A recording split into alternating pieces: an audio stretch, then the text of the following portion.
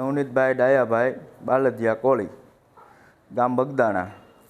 ઘણા સમયથી બગદાણા ગુરુ આશ્રમના ટ્રસ્ટીની હારે થોડુંક આમથી આમ ચાલે છે. યોગેશભાઈ સાગર, જેઓનું મુંબઈમાં થોડા દિવસ પહેલાં કાંઈ હશે ભજન, એમાં માયાભાઈ આહિરે એવું કીધેલું કે આ મેનેજિંગ ટ્રસ્ટી યોગેશભાઈ સાગર છે. તો અત્યારે હાલમાં કોઈ બગદાણા ગુરુ આશ્રમની અંદર મેનેજિંગ ટ્રસ્ટી નથી.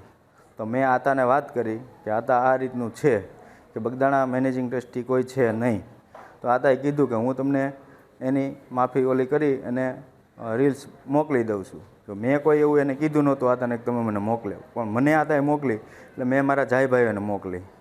પછી બીજા દિવસે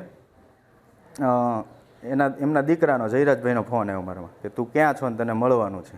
તો મેં કીધું હું બગદાણા છું, આશ્રમે છું, ગમે ત્યારે આવો ત્યારે મળશું. પછી પાછા મારા એક બીજા મિત્ર છે રામભાઈ વાળાકરી, તો એમને મળ્યા એટલે એમનામાં ફોન આવ્યો કે ભાઈ આ કોણ છે ને શું છે.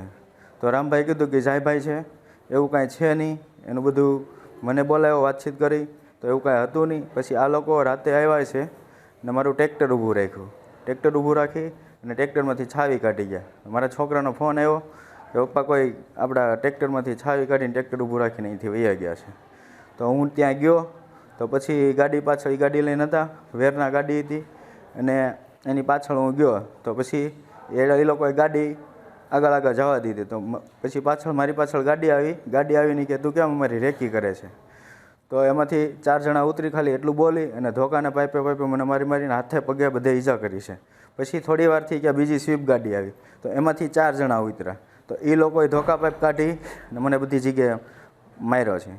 અમારા હાથે ફ્રેક્ચર આવ્યું છે, 2 પગ, બે હાથે, પાછળ, કમરના ભાગે બધી જગ્યાએ મને મારેલો છે. ત્યાર પછી અમે અહીંયા હનુમત હોસ્પિટલમાં એડમિટ થયા. પછી સાહેબ બગદાણા પોલીસ સ્ટેશનમાંથી અમે અહીંયા આવ્યા હતા લખવા, એટલે એમાં ફરિયાદ આપી છે. અને અમારા 2 મોબાઈલ તોડી નાખ્યા, મારી 2 વ્હીલ બાઇક તોડી નાખી. અને સાહેબને મારી નમ્ર વિનંતી છે કે આની યોગ્ય તપાસ થાય, આમાં કોણ કોણ પાછળ છે આ કારણની અંદર. એટલી મારી એસપી સાહેબને મારી વિનંતી છે કે આની અંદર કદાચ મોટા માથા હોય ખરા કાંઈ પણ.